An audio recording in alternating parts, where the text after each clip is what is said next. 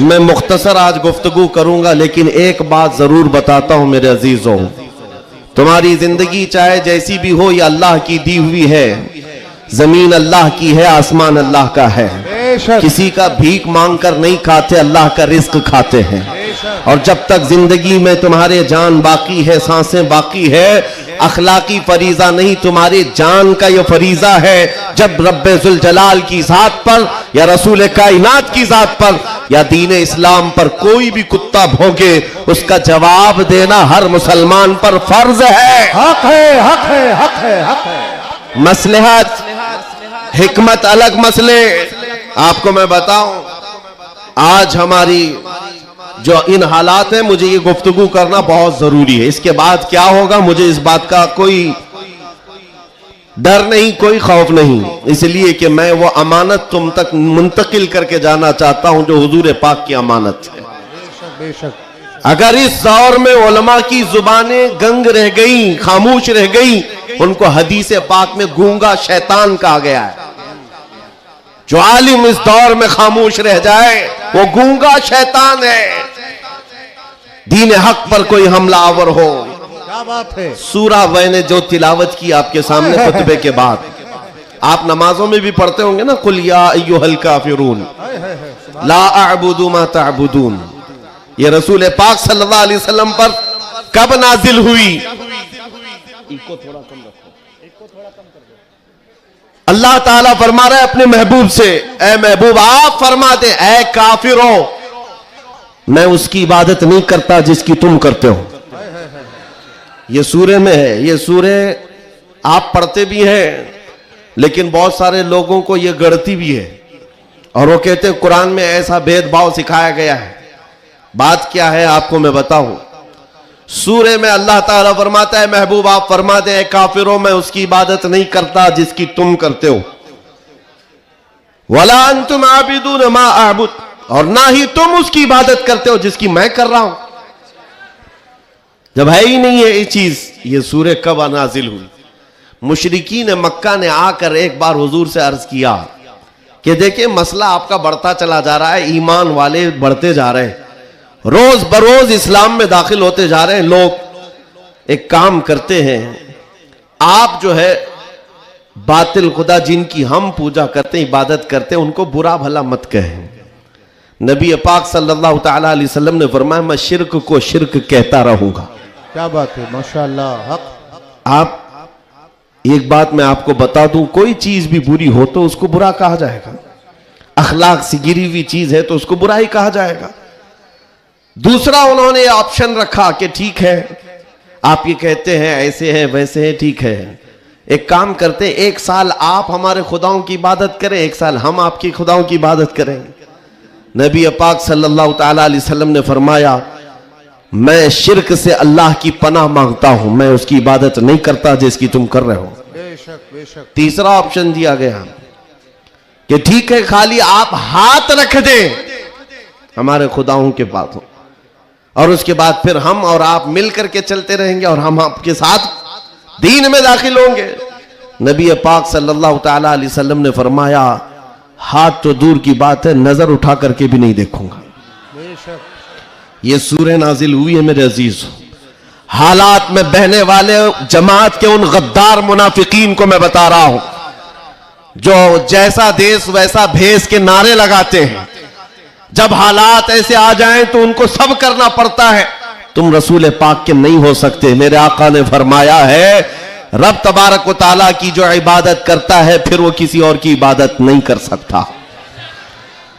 अजीजा ने गिरामी वखार, ऐ मोमिनो, हालात जैसे भी सख्त आ जाएं, एक बात मैं आपको बता दूं, किस बात से डर है तुम्हें, किस बात से खौफ है तुम्हें?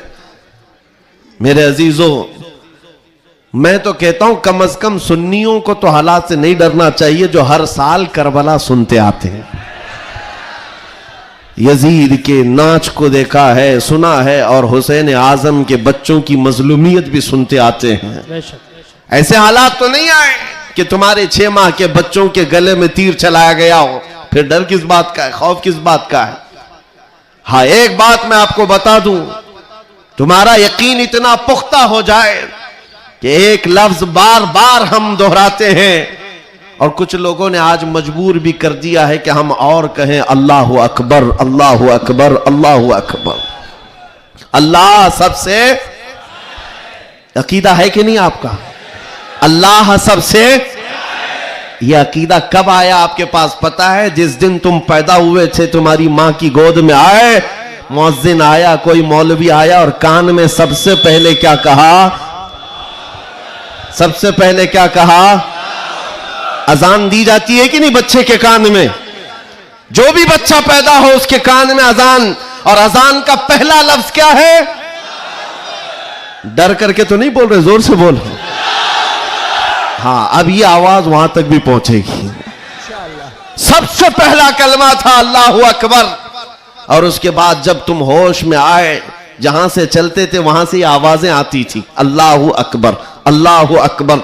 और उसके बाद जिंदगी तमाम हो गई।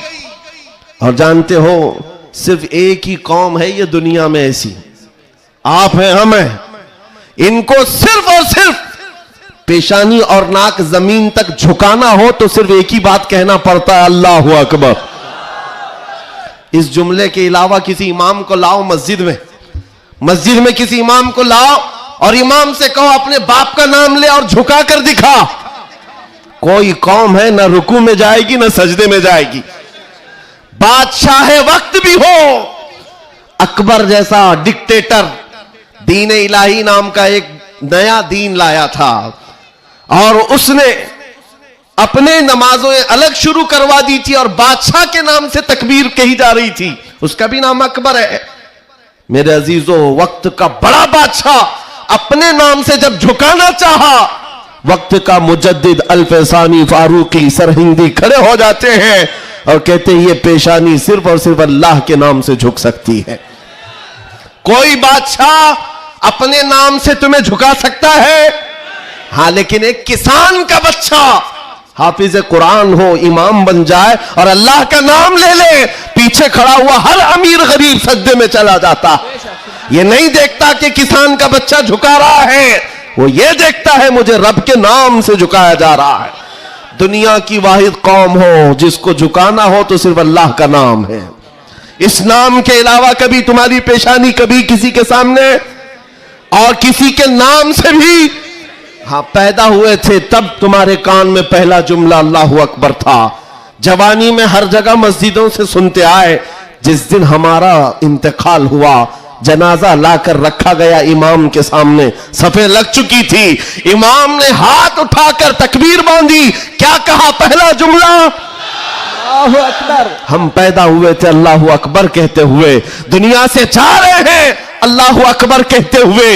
यह अकीदा है मुसलमान का, पैदाइश से लेकर मौत तक अगर किसी को बड़ा मानता है तो सिर्फ अल्लाहु अकबर कहता।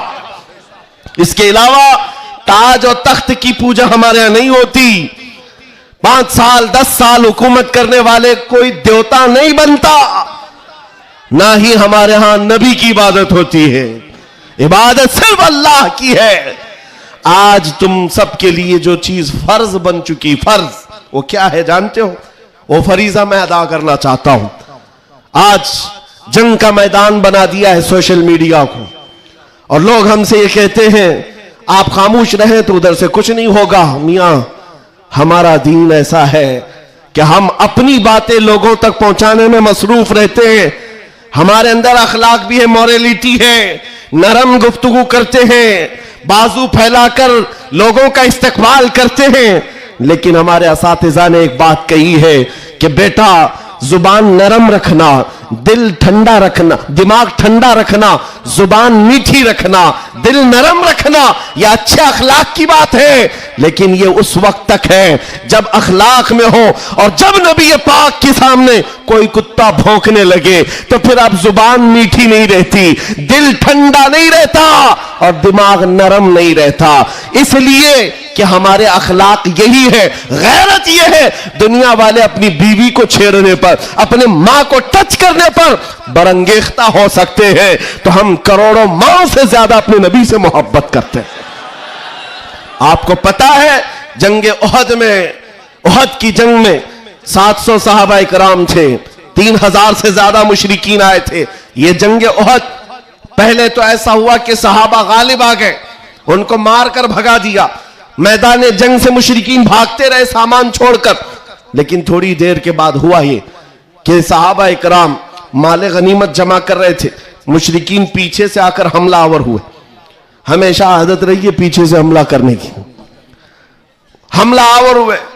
और उस वक्त सहाबा इकराम जो मैदान में माले गनीमत जमा कर रहे थे अंदाजा न कर सके, जिसकी वजह से 70 सहाबा शहीद हुए। सुनो मैं क्या बात अर्ज कर रहा हूं, जंग तफसील से बयान करने का वक्त नहीं है। ओहद की जंग में 70 सहाबा शहीद हुए। ये वो जंग है जिसमें अमीर हमजा का सीना चाक करके कलेजा चबाया गया था। ये वही जंग है जिसमें हजरत अब्दुल्ला बिन जहश सहाबी रसूल के जिस्म के 80 टुकड़े करके काफिरों ने हार बनाकर पहने थे। ये वही जंग है जिसमें अनस बिन नुजैर सहाबी है, एक उंगली के अलावा उनके पूरे जिस्म का कोई गोश्त बाकी नहीं था। ये वो जंग है जिसमें साद इब्ने रबी के पेट को फाड़ कर अंतड़ियां बाहर निकाल दी थी। ये सारी मॉब लिंचिंग हुई है।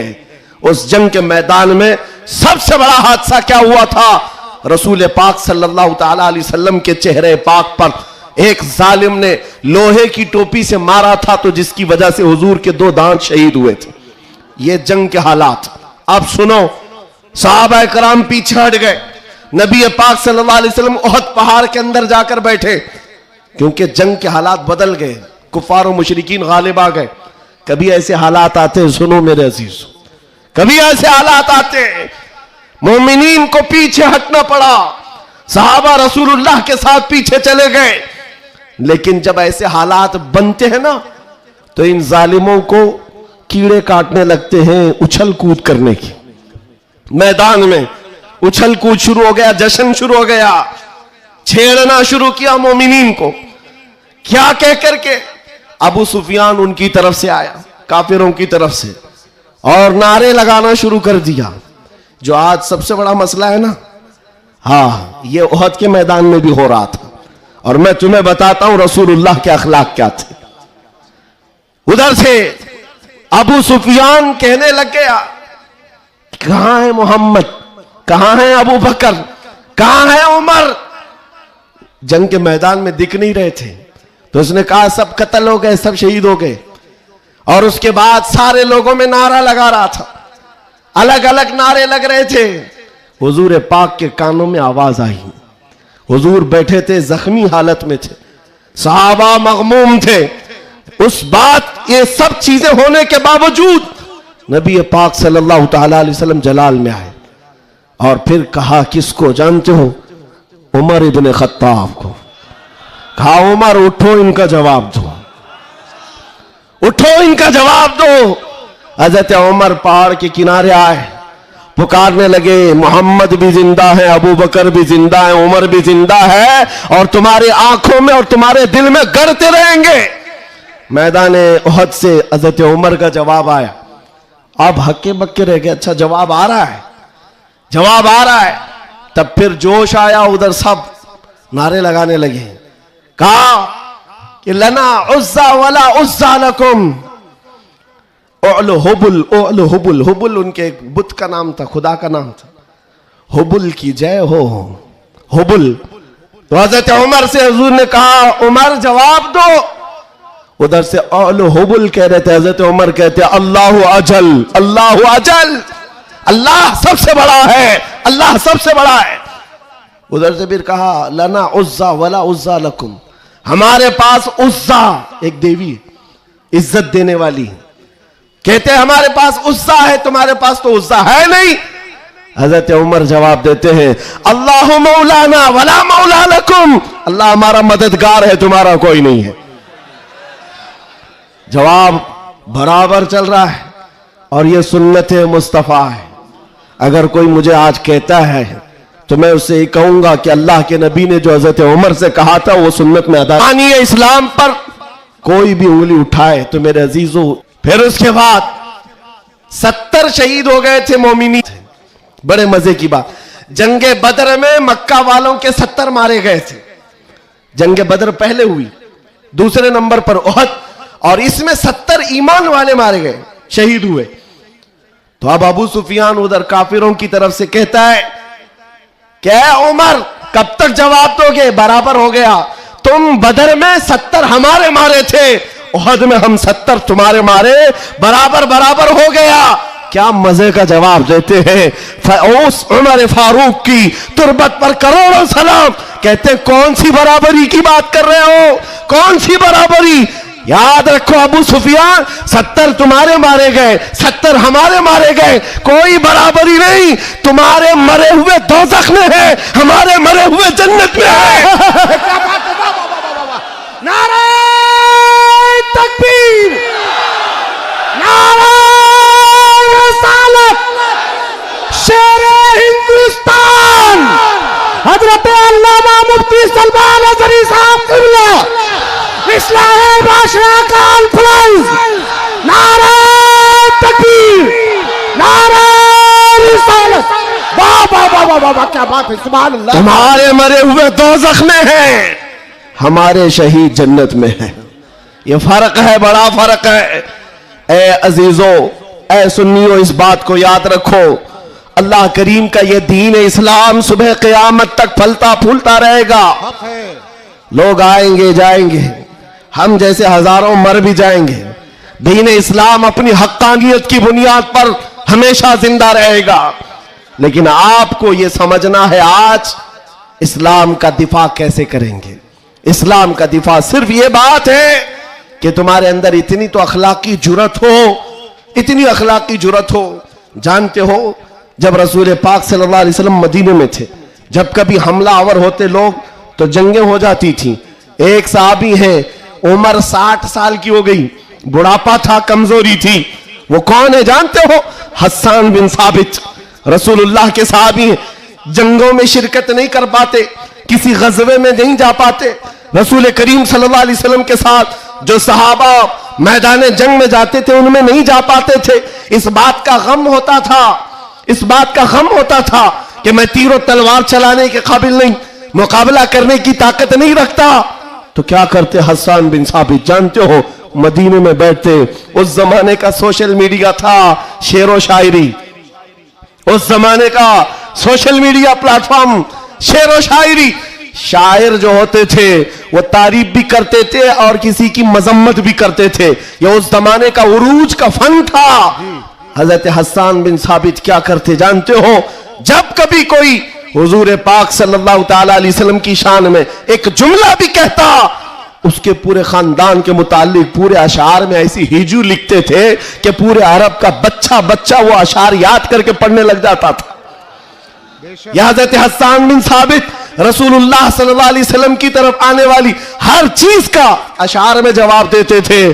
कभी कोई कहा मोहम्मद अरबी सल्लल्लाहु ताला अलैहि वसल्लम के लिए अबू जहल, अबू लहब, ये जितने भी दुश्मनाने इस्लाम थे, इन्होंने हिजू किया तो यूं कहा कि मोहम्मद सल्लल्लाहु ताला अलैहि वसल्लम न चेहरे में अच्छे हैं, न खदो खाल में अच्छे हैं, न देखने में अच्छे हैं।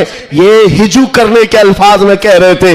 तब हस्सान बिन साबित ने कहा व अहसन मिन कलम तरक़त आइनी व अजमल मिन कलम तलिदिन निसाअ खुलिक़त मुबर्रअन मिन कुल्लि आइबिन कअन्नका क़द खुलिक़त कमा तशाअ। जाहिल, तुझे क्या मालूम अल्लाह के रसूल को, रसूलुल्लाह को, नबी पाक को अल्लाह ने कैसे पैदा किया। वो अहसन मिन कलम तरक़त आइनी, ऐसा हसीन चेहरा कि मेरी आंख ने आज तक देखा ही नहीं, और ऐसा हुस्न जमाल दिया कि आज तक किसी माँ ने ऐसा जना ही नहीं। क्या बात है, सुभान अल्लाह, सुभान अल्लाह। ये अशार फिर रसूलुल्लाह को जब ये खबर मिली कि हस्सान बिन साबित ऐसे अशार लिखते हैं, तो जानते हो नबी पाक सल्लल्लाहु अलैहि वसल्लम उस दौर में उन कुफ्फार और मुशरिकीन को भी देख रहे हैं। जो दौर है शेर और शायरी के उरूज का है, लोग शेर और शायरी में बात करना पसंद करते, अपने खानदान की 8-8 पुश्तों का नाम शेर में बयान करते थे। उस दौर का ये फन था। जब हस्सान बिन साबित ये कहने लगे तो जानते हो मेरे आका ने क्या कहा? कहा अपने सहाबा से, ऐ मेरे सहाबा, हस्सान के शेर तुम्हारे तीरों से ज्यादा तेज है। क्या बात है, वाह वाह वाह वाह। हुजूर का दिफा करने के लिए तलवार, चाकू, बंदूक, बारूद की जरूरत ही नहीं, हस्सान बिन साबित के शेर ही काफी हैं। इसलिए मेरे अजीजों, आला हज़रत इमाम अहले सुन्नत फाजिल बरेलवी को देखो। बरेली की सरजमीन से कलम